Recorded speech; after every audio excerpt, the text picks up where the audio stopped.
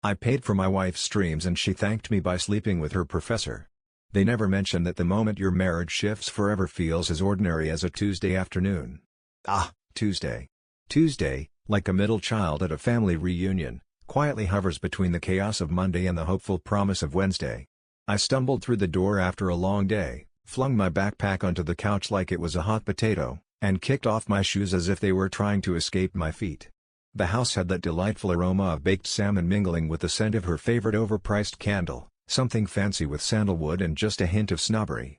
There she was, perched at the dinner table, scrolling through her phone with one leg tucked under her like she was still in high school. With no makeup on, she had her hoodie sleeves pulled over her hands, and her hair was thrown up in a delightful mess of a bun. She remained the most stunning woman I'd ever laid eyes on, even after 9 years filled with debates over forgotten almond milk and our endless Netflix binges. I plopped down across from her, diving into my meal while the silence wrapped around us like a cozy blanket. All I could hear was the clink of forks and her gentle little hums as she scrolled through her phone, lost in her own world. And then, out of nowhere, she dropped the bomb. I've been mulling it over, and you know what? Perhaps it's high time I treat myself to something nice. Out of nowhere, that sentence plopped into the conversation, creating ripples like a rock tossed into a pond. I came to a sudden halt, my fork suspended in midair, as if it were caught in a dramatic standoff with my dinner. Just for you. I found myself saying it again, a mix of bewilderment and intrigue swirling around in my head. She placed the phone down and shot me a glance that was neither hostile nor cold, just a bit unsure, as if she were still wrestling with the idea that this wasn't a selfish move. Well, let me tell you, I've been hanging out at home for what feels like an eternity. I was the wind beneath your wings when you launched your company, the trusty sidekick during those late-night work marathons, and the one tackling all the household chaos while you were busy being a superstar. But you know, I've never quite had the chance to go after something that's truly mine. I kept my mouth shut because, let's be honest, she had a point. When I bid farewell to my corporate gig to dive into the wild world of starting my own development studio, she was the superhero juggling 2 part-time jobs to keep our ship from sinking. She dodged hair appointments like they were a bad cold, called off vacations as if they were a pesky telemarketer, and sported the same winter coat for 3 winters running, also I could whip up something from the ground up. I want to go back to college, she said, her eyes sparkling like she'd just discovered a hidden treasure. Finally snagging that degree. I'm thinking about diving into communications, or perhaps marketing, or even journalism. Who knows? The possibilities are endless. I'm not quite sure what the future holds, but goodness gracious, I'm just worn out from feeling like I'm in a never-ending traffic jam. She was as calm as a cat in a sunbeam. She wasn't exactly a high-maintenance diva. She sounded like someone who'd just stumbled upon a long-lost snack in the back of the pantry, a part of herself she'd buried under a mountain of laundry, groceries, and a sprinkle of chaos. What about yours truly? I was bursting with pride. She looked at me for a moment, as if my answer had just dropped from the sky and landed right in her lap. Then her lip quivered like a leaf in the wind, and she rose with all the grace of a startled gazelle. She strolled over, wrapped her arms around my neck from behind, and nestled her face into my shoulder as if it were the coziest pillow in the world. "Thanks a bunch," she murmured, her voice barely above a whisper. "I adore you, like a cat loves a sunny spot on the floor." The following fortnight zipped by in a whirlwind of thrills and anticipation. I decided to hit the pause button on my usual routine to lend a hand with her program research. Who knew diving into the world of academia could be so entertaining? We strolled through campuses, weighing the pros and cons of online classes against the good old-fashioned in-person experience. In the end, she decided on our local college, the very same place she had abandoned a decade ago when her mom fell ill. She referred to it as a full-circle moment, as if the universe had decided to tie a neat little bow on her life's story. I dubbed it a do-over. I went all out for her, a shiny new MacBook, tuition paid in one fell swoop, online prep courses lined up, and just for good measure, I threw in some noise-canceling headphones and a fancy leather backpack.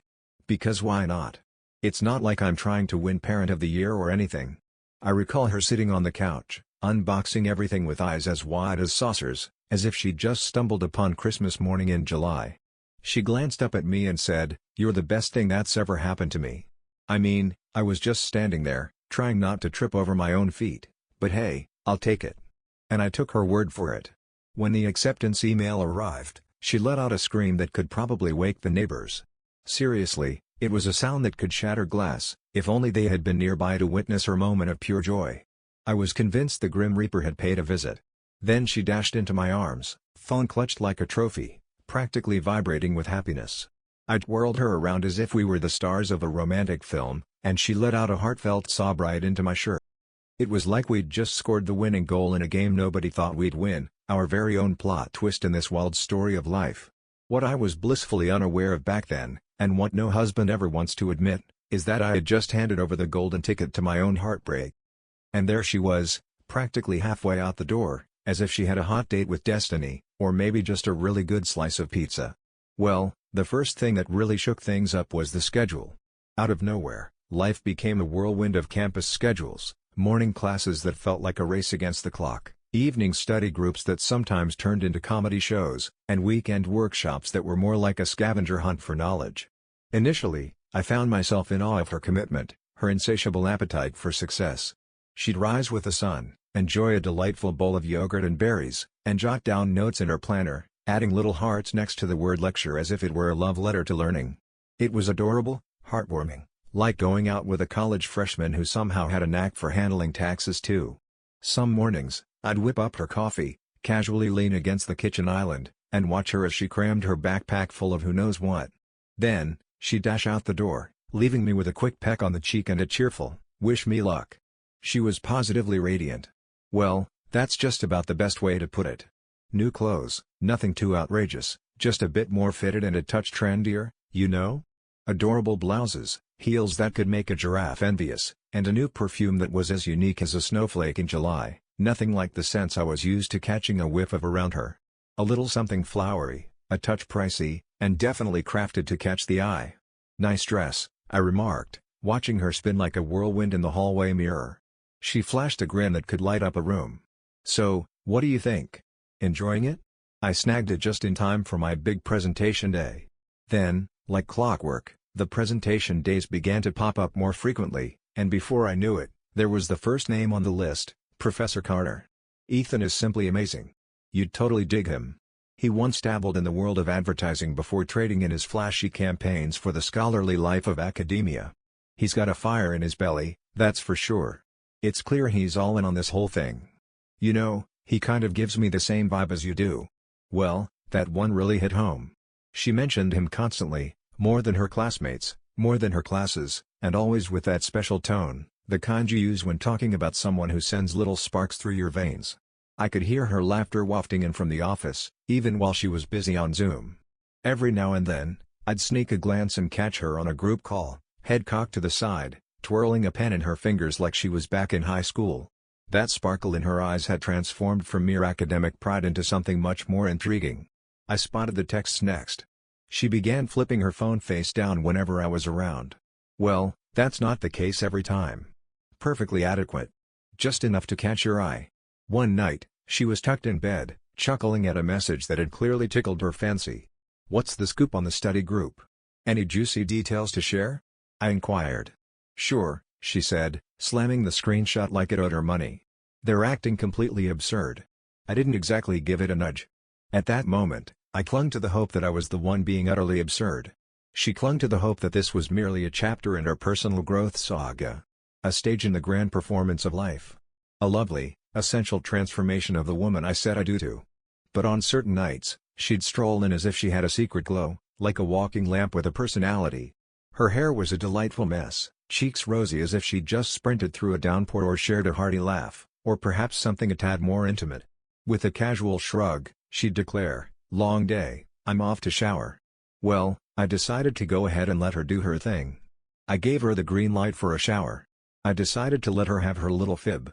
I dared to dream a little. Yet, even hope knows when to call it a day. Apparently, most betrayals prefer to tiptoe around quietly. They sneak in silently, much like a pesky little rotworm making itself at home in the beams. And just when you finally catch on, the entire house is doing its best impression of a drunken sailor.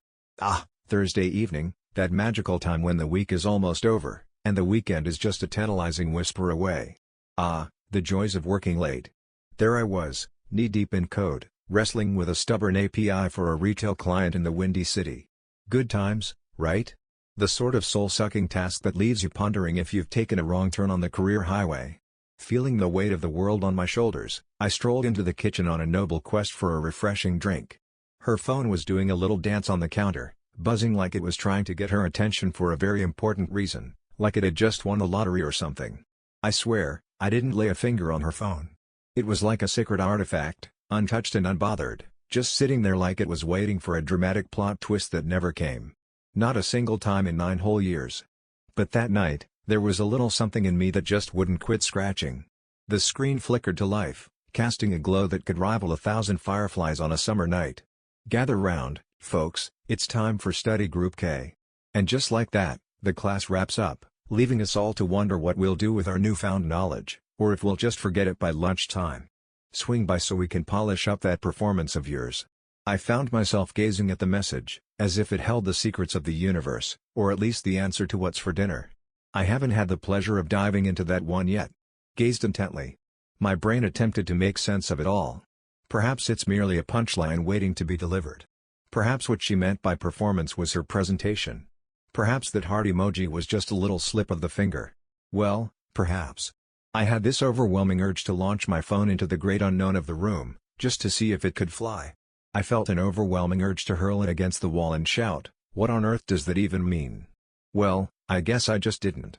Instead, I found myself just standing there, gazing at that line of text as it gracefully vanished into the lock screen, like a magician's final trick. Only a single message. Only a single emoji.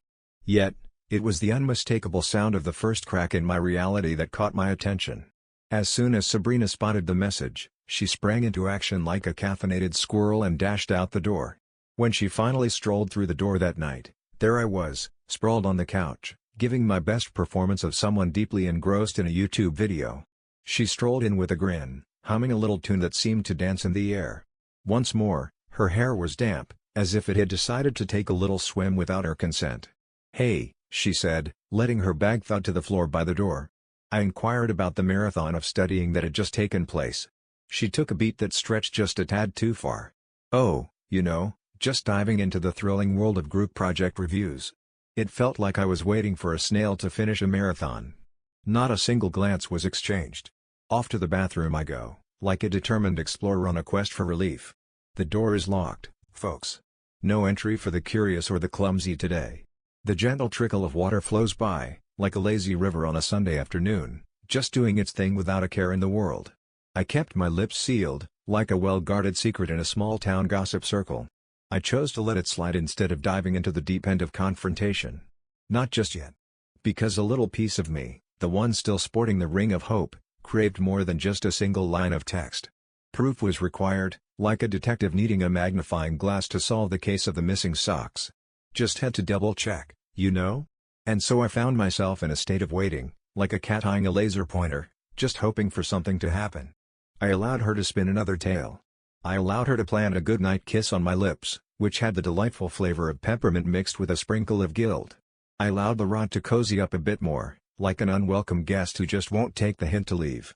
Yet, there was a little shift inside me, like a sock that suddenly decides it wants to be a glove instead. I had thrown in the towel on the whole guessing game. The moment had arrived to begin the great spectacle of observation. It all began with the kind of innocence that could make a puppy look like a seasoned philosopher. As sweet as a perfectly ripe peach on a summer day. She casually brought up that she had decided to forego lunch that day. It's like a game of academic hopscotch, classes lined up one after the other, leaving just enough time for a granola bar to be my gourmet meal of the day. I recall giving a nod when she said it, my mind wandering off to who knows where, too busy to really ponder what she was on about. As I cruised home from a client meeting, I spotted her beloved Thai restaurant and thought, why not treat myself? Why not swing by with her favorite pad, CU, a Thai iced tea in hand, and perhaps steal a peek at my wife doing her thing? She never missed a chance to brag about how thrilled she was to be back in college. I was eager to witness that pride strut its stuff. No text. No heads up whatsoever. Just a husband pulling off a little act of kindness, like a superhero without the cape. The campus was as quiet as a library during finals week, with only the occasional rustle of leaves to break the silence. The clock struck past 6 p.m. As the last classes were wrapping up, like a slow dance coming to an end. I parked the car and strolled over to the Humanities building, where she had her study group that evening. Upon my arrival, I noticed that the majority of classrooms were basking in the cozy embrace of darkness. I stood outside the main door, trying to juggle the takeout bag on one arm while glancing at my watch like it was a ticking time bomb, checking the time every half a minute. Who knew waiting could be such a workout? 10 minutes ticked by like a slow-moving tortoise on a leisurely stroll. 15, huh? Just a number, but it feels like a whole chapter in the book of life, doesn't it? A little awkward, a little exciting, and definitely a time for some memorable misadventures. I picked up the phone and gave her a ring. Silence, my friend. The void of response is as empty as a writer's coffee cup on a Monday morning.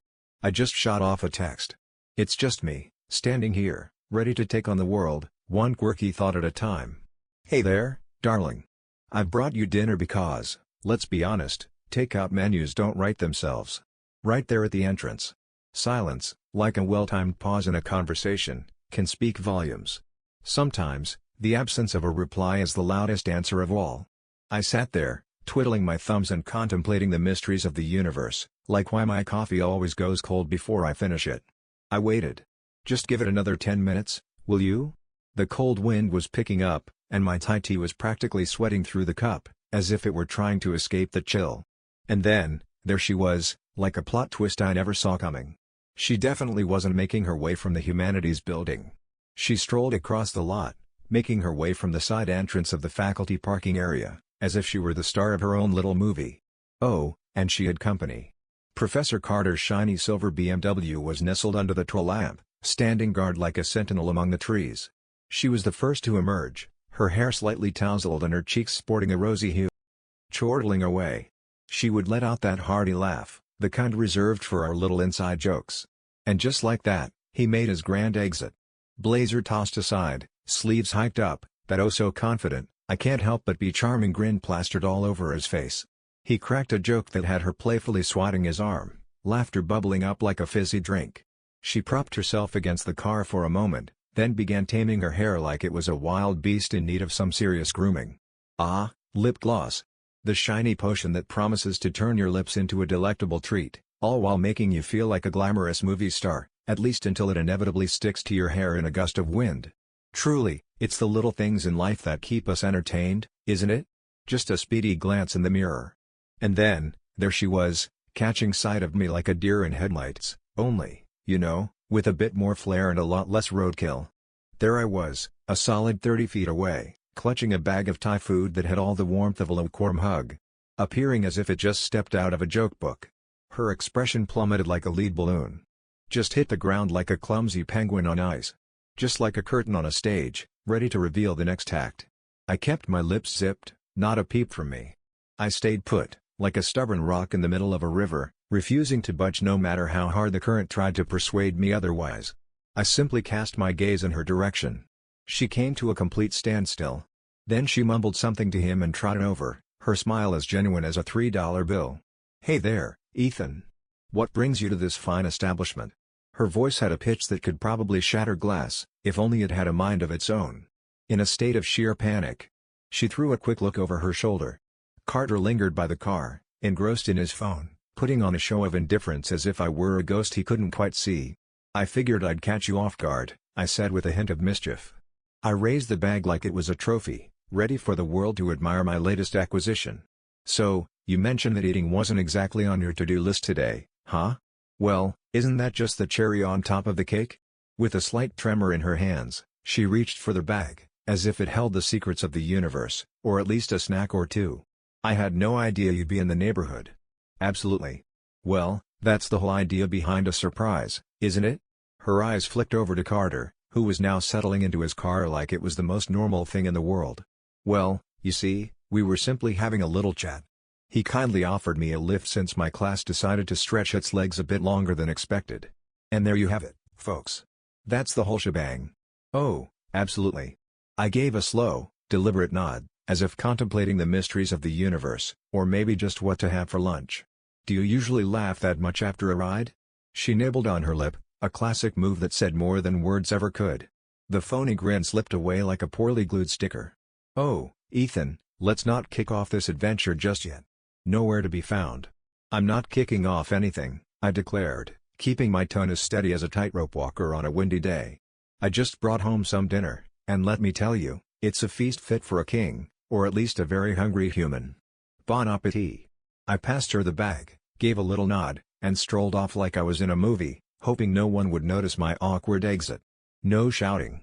Let's keep the finger pointing to a minimum. Well, you see. Quiet as a mouse in a library, or perhaps a cat plotting its next nap. But what's going on in there? Inside, I had officially hung up my jester's hat. She had spun a tale that was as far from the truth as a cat is from a dog park. Perhaps not with words, but with just about everything else under the sun. Well, here I was, ready to play the role of the keen observer. Next time, I think I'll skip the food altogether. I'd come armed with the good old facts. She took her sweet time getting home that night. I was the early bird, swooping in before anyone else. I went ahead and gave my own leftovers a second chance at life in the microwave. The irony hit me like a soggy piece of toast as I sat at the dining table, gnawing on my microwave-induced remorse and mentally rehearsing the chat I could see coming from a mile away. The door swung open at the leisurely hour of 9:30, as if it had all the time in the world to make its grand entrance. She slipped in silently, her keys jingling as if they were trying to alert the world to her arrival. She wore a mask of calm, as if she had just stepped off the set of a drama, ready to deliver her lines with poise. Way too put together. As if she'd been practicing for an hour straight, perfecting her lines. "Hey," she said, as if the world hadn't just turned upside down. I just sat there, silent as a statue, contemplating the mysteries of the universe, or maybe just what I was going to have for lunch. I simply cast my gaze in her direction. She strolled into the kitchen, setting the takeout bag on the counter as if it were a truce between her and the culinary chaos of the day. I didn't even bother to crack it open. "Well, here we are." She started off with her arms crossed, and you could practically hear the shift in her tone. "What brought you to college, of all places?" I blinked, as if my eyelids were auditioning for a role in a silent film. "Fascinating, isn't it? So, this is how we're kicking things off, huh?" "I brought you dinner," I said with a casual air, as if I were merely handing over a cup of sugar rather than a feast. "As I mentioned earlier." "Oh, so we're playing the mysterious game of don't spill the beans, are we? How delightfully cryptic. Well, color me surprised. I figured you might be feeling a bit peckish. So, you decided to give lunch a miss, huh? Ethan," she sighed, rubbing her forehead as if she were the one carrying the weight of the world on her shoulders. "Hey, you can't just pop up out of thin air and stare at me like I'm the last slice of pizza. It's a bit odd, isn't it? Strange, isn't it? Well, here I am, your loving husband, food in hand, and what do I see? You just hopped out of another guy's car like it's a scene straight out of a soap opera. So, I'm the one causing all the chaos, huh?" I pushed myself up, leaning on the table like it was my trusty sidekick, feeling as steady as a well-balanced pancake. "Hey, you forgot to mention those rides home from your professor." "Oh, it's really no biggie," he said with a casual shrug. The hour was late, and I was feeling the weight of the day on my eyelids. "Oh, you think there's a little something brewing, do you?" She blurted out that last line in a hurry, as if she were racing against the clock to get it out before I had a chance to respond. Ah, the timeless art of the defensive strike, like a well-timed dance move, you block before the punch lands. It's all about that graceful anticipation, my friend. It looks like you had a blast on that ride. "Ethan," she called out, her voice rising with a hint of urgency, as if she were trying to catch a wayward balloon in a gusty wind. "I can hardly wrap my head around the fact that you're going through with this. Do you have any idea what this is? This is the boss talking. It's like trying to breathe in a room full of marshmallows. Look at me, finally prioritizing myself, and here you are, struggling to cope with the fact that you're not the star of the show this time."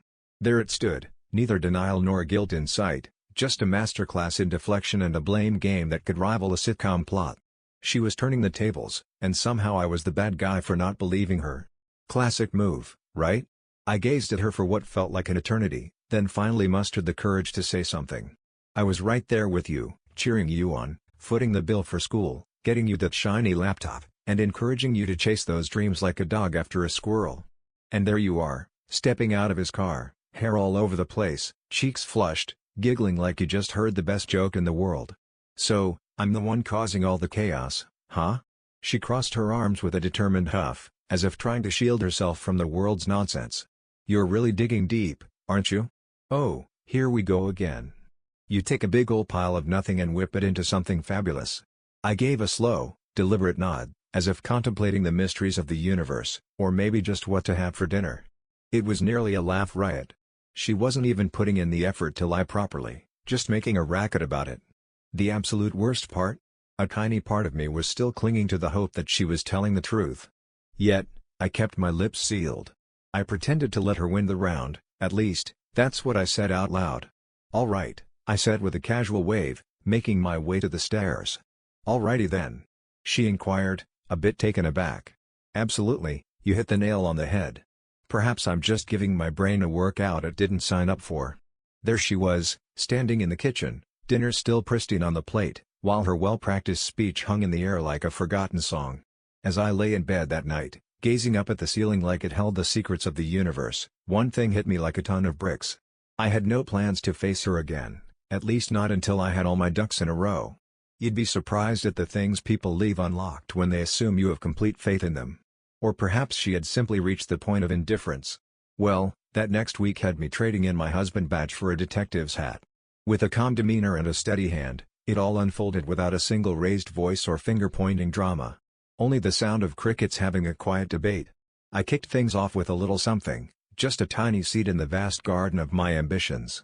That ancient iPad of hers, the trusty sidekick she relied on before the shiny MacBook swooped in to steal the show. Her iCloud was still in perfect harmony with it. She was still logged in, and her passcode? Well, let's just say it was as absent as a cat at bath time. Ah, the classic rookie blunder. One fine morning, while she was off in class, I plopped down on the couch with my trusty coffee and began to scroll through her synced messages like a detective on a caffeine high. Well, let's just say they didn't exactly set the world on fire. Course chats, emails from professors, and Pinterest boards filled with study desk inspiration. What a delightful mix of academia and creativity. But then I stumbled upon a secret album in her Photos app, cheekily named Ref. I figured Ref was short for reference. Well, it turns out that it didn't happen. I went ahead and opened it. And there they stood, like characters waiting for their cue in a play, just a tad confused about their lines. Snapping selfies in the lecture hall, because who wouldn't want to capture the thrill of learning? There she was, perched on the edge of the desk, legs crossed, wearing a smirk that could rival any cheeky teenager's. Just one snapshot. He lingered behind her, a mere smudge in the backdrop, clearly not in on the posing game. There she was, rocking a button-down shirt, casually unbuttoned halfway, with a cheeky little sign that read office hours. And that's when I stumbled upon the videos. Oh dear, I found myself watching them. It was one of those late evenings, the kind where the classroom stood empty, echoing with the whispers of forgotten lessons. She perched on the desk, her legs playfully wrapped around him like a mischievous vine, as if they were in a scene straight out of a romantic comedy. Once more, her laughter danced through the air, a breathless whisper that tickled the senses. This probably isn't the best spot for this, is it? It was as obvious as a neon sign in a blackout, and let's be honest, it wasn't exactly groundbreaking either. The timestamps were like ancient relics, dating back over a month ago. I was in that peculiar state of feeling like a soggy sponge, numb, but not quite ready to throw a tantrum just yet. Oh, that's a plot twist for another chapter. At this moment, I found myself cataloging, much like an IT guy sifting through a mountain of malware logs, hoping to find that one sneaky bug hiding in the shadows. Neat, sharp, and a bit frosty. I made sure to back up all my stuff. She uploaded the photos, the videos, and those pesky text threads she was sure she had sent to the digital graveyard. So, I decided to dig a little deeper. I reached out to a contact from a freelance gig, this fellow who dabbles in digital forensics and has a knack for private data work.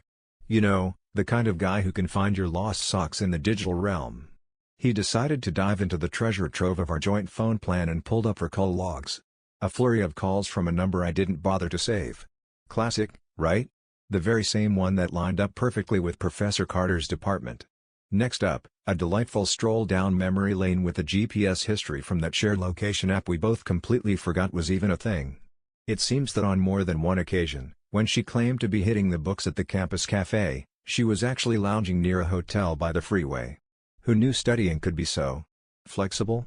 It's the same one he casually brought up that time over dinner. Ah, the sweet symphony of convenient parking. It's like finding a golden ticket in a chocolate bar, unexpected and oh so satisfying. You pull in, and there it is, a spot just waiting for you, as if the universe conspired to make your day a little brighter. No circling the block like a vulture, no wrestling with the parking meter, oh, absolutely convenient. Like finding $1 in your old coat pocket, unexpected and delightful. The last thing I stumbled upon? Ah, emails. The modern-day equivalent of sending a message via carrier pigeon, but with a lot more scrolling and a lot less chance of a bird poop incident. They weren't exactly cozying up by the fireplace, but hey, it was more than just a handshake. A conversation between her and a fellow student. It looks like Lowell Carter is at it again, picking his favorites like a kid in a candy store. It's something we all notice, isn't it? You're like his inspiration or something along those lines. Her response was, "Oh, he's not just my professor." I found myself gazing at the screen, as if it held the secrets of the universe, or at least the latest cat videos. Time slipped away like a mischievous cat, and there I was, lost in the glow of the pixels. This was not a case of crossed wires. This was not a case of emotional mix-up. This was quite the spectacle. An affair that's been plotted out, maintained with the precision of a Swiss watch, and tucked away like a secret stash of cookies. And the cherry on top of this delightful disaster? Well, here I am, the genius who footed the bill for the entire escapade. Well, that ship has sailed. I shut the iPad with a satisfying click, inhaled like I was about to dive into a pool, and dove headfirst into crafting a presentation. So, she had her sights set on chasing after knowledge, huh? Alrighty then. I'd be serving up a lesson so unforgettable, it would make her question her life choices, like trying to eat soup with a fork. She strolled in that Friday as if the world outside had hit pause, completely oblivious to the chaos that had unfolded. She quietly hummed a catchy pop tune, as if the world around her had turned into a musical and she was the star, albeit a slightly off-key one. She flung her coat over the back of a chair, her phone buzzing to life in her hand like it was auditioning for a role in a drama. Not a single glance in my direction. Absolutely spot on. There I was, lounging in the living room like a seasoned couch potato, remote control firmly gripped in my hand, ready for whatever entertainment awaited me. Powering down the TV because even the screen needs a break from my riveting life. The lights took a bow and dimmed, as if they were in on a joke of the evening. The projector is just hanging out, waiting for its moment to shine. "Hey there, I gave you a ring." Serene, with a touch of softness. She glanced upward, a hint of surprise dancing in her eyes at the unexpected tone. "Hey there, how's it going? Mind taking a seat for just a moment? I've got something to share with you." "Are we talking about that startup pitch you were toiling over?" She let out a hearty chuckle. "Because I'm not about to sit through another 10-minute snooze fest on back-end optimization." "No," I said, still grinning like a Cheshire cat. "This tale revolves around the world of education." She knitted her brow, deep in thought. She strolled over at a leisurely pace, plopped down onto the couch with a dramatic sigh, and casually crossed one leg over the other, as if it were the most natural thing in the world. "All right, let's take a gander at it." I gave the remote a little tap, as if it were a stubborn pet that needed a nudge to pay attention. The projector sprang to life with a flicker, and there it was, like a surprise guest at a party you didn't even know you were hosting. First up, we have a title card, think classic noir, but with white text strutting its stuff on a sleek black background. Sabrina M's timeline of events, both academic and extracurricular, unfolded like a quirky novel. She let out a brief, bemused chuckle, as if the plot twists were just a bit too much to handle. What on earth is going on here?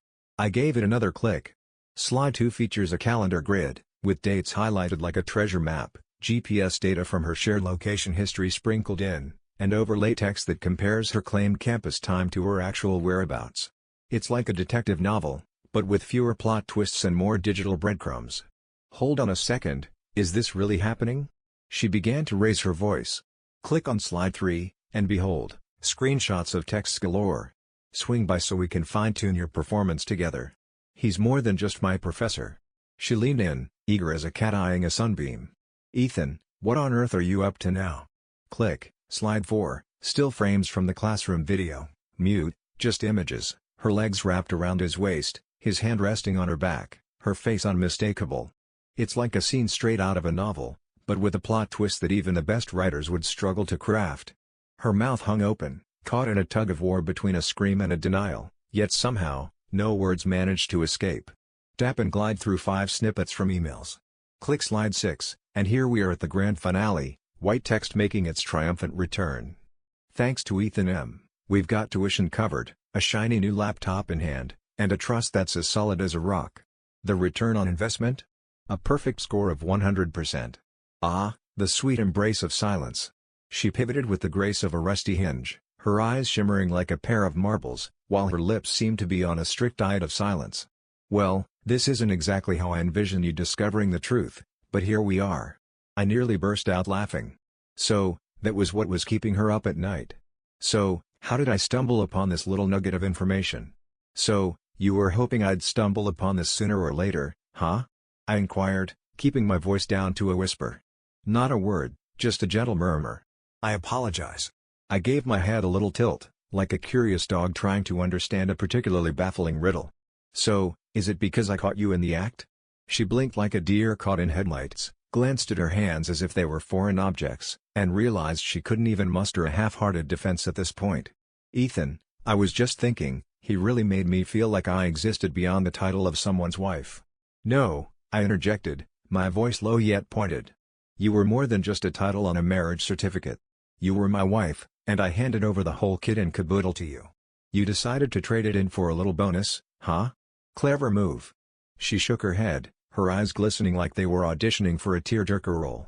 It was just one of those things that didn't really add up to much. Well, let's be honest, it wasn't exactly love. It turns out you can skip the whole love thing and still manage to stab someone in the back, especially if they were the one who truly cared.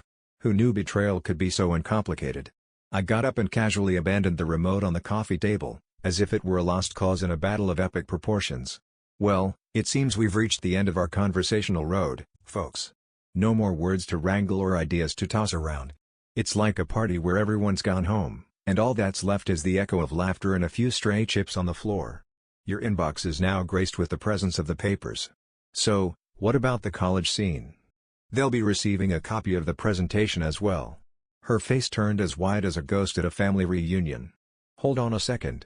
Oh, Ethan, come on now, let's not go down that road. He might just find himself in the unemployment line. The entirety of his professional journey. Sure thing, I replied, making my way over to the stairs. Every action comes with its own little bag of surprises. I figured that out the hard way, like a character in a novel who stumbles into a plot twist they never saw coming. All right, the spotlight's on you now. She just stood there, not trailing behind, not hollering, not pleading for my attention. She sat there, staring at the screen as it faded to black, much like the spark in our marriage. The divorce unfolded like a well-rehearsed play, devoid of drama, just a few e-signatures, some asset division, and the chilly silence of a woman who discovered, a tad too late, that crocodile tears are about as effective on a man who's already bled out as a rain dance in a drought. Well, she gave it a shot, naturally. A week after the presentation, she fired off a lengthy email that could rival a novel in both length and intrigue. What's the topic at hand? Mind if we have a little chat? She penned tales of bewilderment, of the weight of expectations, and of the nagging feeling of losing herself along the way. She claimed Carter had her wrapped around his finger, that he mixed everything up, and before she knew it, things spiraled into chaos. She claimed she still had feelings for me, insisted we had something worth the effort, and said we could patch things up like a couple of DIY enthusiasts on a Saturday afternoon. I just let it sit there, like an uninvited guest at a party, quietly sipping their drink and pretending to be part of the conversation. Not out of malice, but simply to shed some light. When termites have turned your house into a buffet, it's time to grab the wrecking ball and find a new spot to set up shop. I shot the evidence over to the college's ethics committee without breaking a sweat, no cover letter necessary. Just forwarded the presentation like it was a casual email to a friend. 2 weeks later, I stumbled upon the news through the grapevine that Professor Carter had been taken off teaching duties, all while an investigation was brewing in the background. Not long after, his name pulled a vanishing act from the faculty directory. Alrighty then.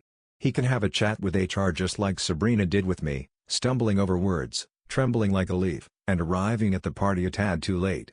Well, let me tell you about my little corner of the universe. I packed my bags, waved goodbye to the old house, and now I'm settling into a shiny new apartment right in the heart of downtown. Up high, where the world feels hushed and the space is all mine, it's a little slice of tranquility. One evening, perched on the balcony with a frosty beer in one hand and my trusty laptop in the other, I caught myself gazing at the bright screen, the cursor winking at me like it had a secret to share. After a brief moment of contemplation, I hit that enroll button like it was a big red candy. Sweet decision, right? Course title, The Psychology of Deception and Self-Defense. Subtitle, Recognizing Red Flags, Manipulation, and Emotional Sabotage. So, she had her sights set on college, huh? Well, look at me, picking up a few things along the way. It's not a tale of code or the latest startup craze, it's a story about people, the quiet moments, and that tricky art of knowing when to throw in the towel on fixing what someone else keeps turning into a circus. She believed she was in hot pursuit of her dream, but little did she know, I was the one who finally opened my eyes to the reality of it all.